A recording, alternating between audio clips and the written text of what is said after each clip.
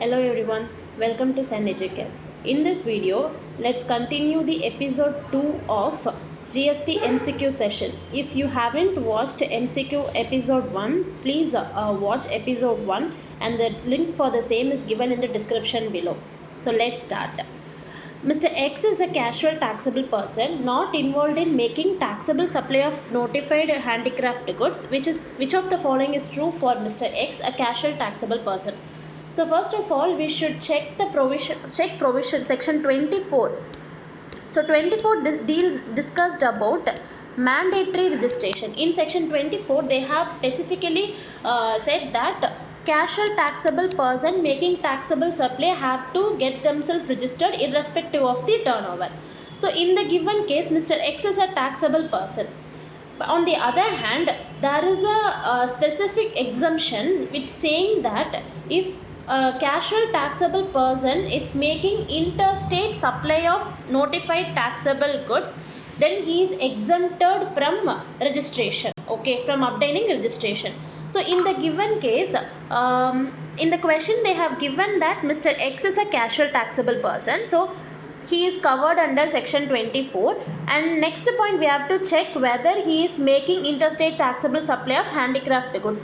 He is not involved in, so he is not involved in taxable supply of notified handicraft goods. So therefore he has to get himself registered on compulsory basis irrespective of the turnover. So the answer is Mr. X has to obtain compulsorily get registered under GST irrespective of the threshold limit. Fine. So in short, if a person is a casual taxable person, he has to get himself registered on compulsory basis except in one circumstances. That one circumstances is if he is engaged in interstate supply of notified handicraft goods. In the given case, he is not involved in making taxable supply of handicraft goods. Therefore, he has to get himself registered on compulsory basis irrespective of his threshold limit. So next question. The registration certificate granted to non-resident taxable person, NRTP.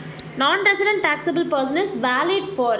So this is very straight question. If NRTP is getting registration and its validity is 90 days from the effective date of registration. Otherwise, the period specified in the application, NRTP has to make application to the GST department. In that application, he'll mention the date, the duration for which he requires registration. So whichever is earlier is the validity date for non-resident taxable person. So in the given case, the answer is 90. Okay. So 13th question. Which of the following activities shall be treated neither as a supply of goods nor as a supply of service? So we have to look into the provision that is related to supply in the second chapter, negative list. So we have to check which of the following options are covered under negative list. Permanent transfer of business assets where input tax credit has been availed on such asset. This will not be covered in negative list.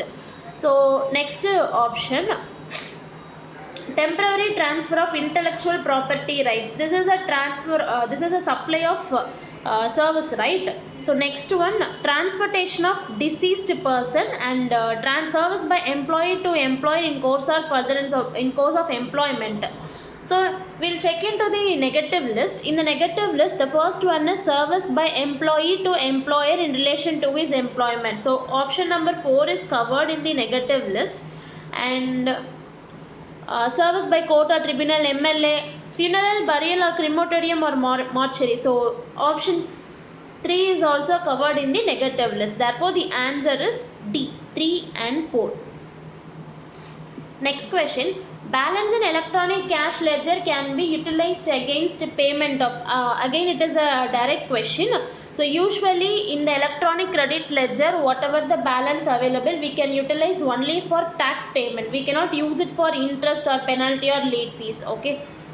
So next question. How the aggregate turnover is calculated for determining the threshold limit of registration? So first we have to check into the definition of aggregate turnover. So aggregate turnover means aggregate value of all taxable supply. So it includes all the taxable supplies excludes the value of inward supply on which tax is payable by a person on reverse charge basis. So it includes all taxable supply, excludes only one thing, which is nothing but the reverse charge basis, and it also includes exempt supply, export of goods or services, interstate supply of person having the same PAN on computed on all India basis, but excludes all the tax relevant GST taxes.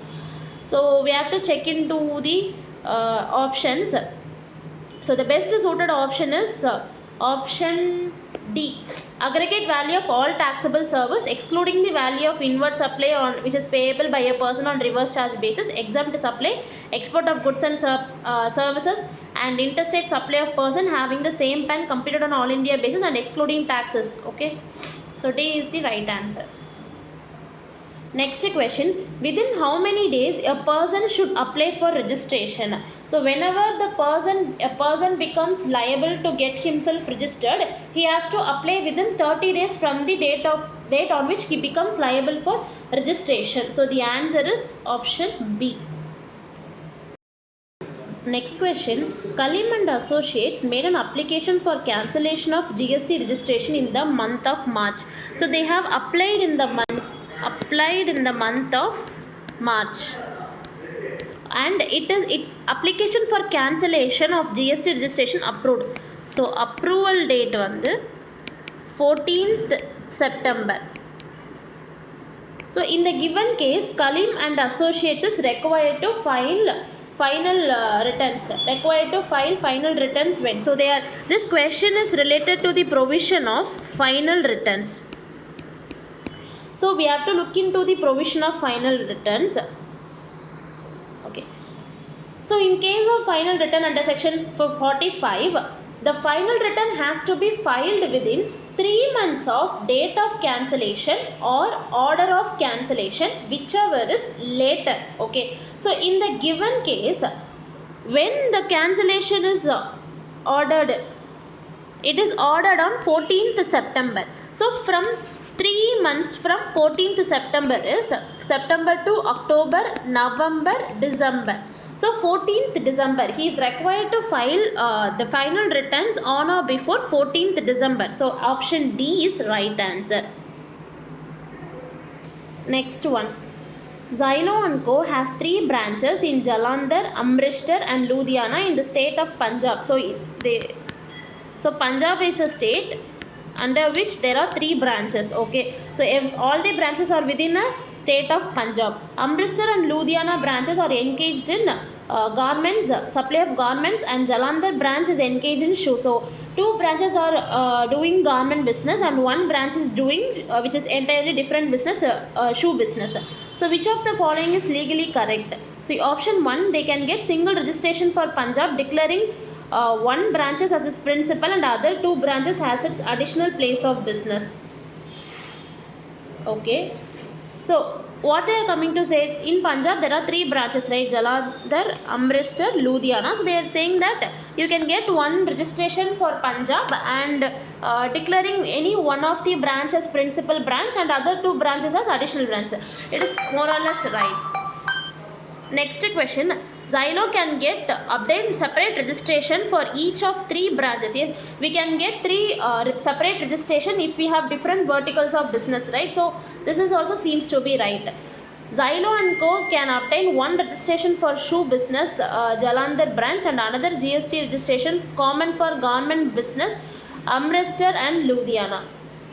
So the answer is, so in the either option A is right or option B is right. So which can suit best? Option C, either 1 or 2.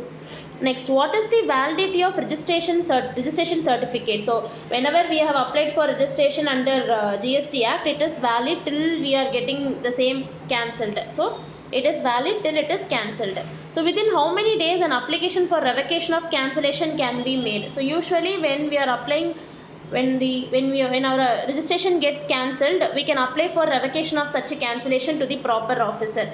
So the duration for the same is, we can check into the provision. Okay, so if cancelled on suo motu by proper officer, then registered person can apply within 30 days. So within 30 days he has to apply for can revocation of the certificate.